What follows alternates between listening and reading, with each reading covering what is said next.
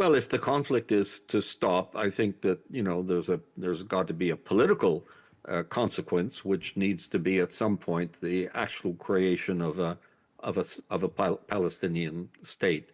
Um, in theory, of course, Israel should prosecute its own soldiers and its leaders for the violations, but it's not likely to do that.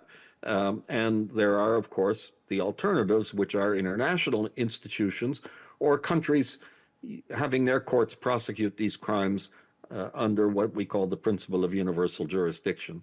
But this also depends on taking the perpetrators into custody.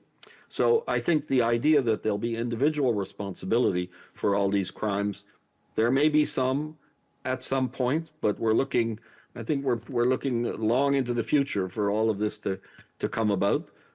There may be some Israeli leaders who travel and then, without anticipating what the consequences, get picked up and have some state that's willing to prosecute them. But I think that will be very much an exception, and it will depend a bit on serendipity rather than on any organized plan.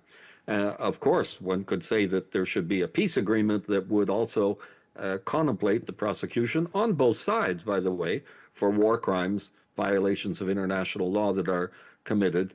I think that would be unlikely, and making that maybe a condition for a peace plan might make the peace agreement much more difficult to negotiate as well.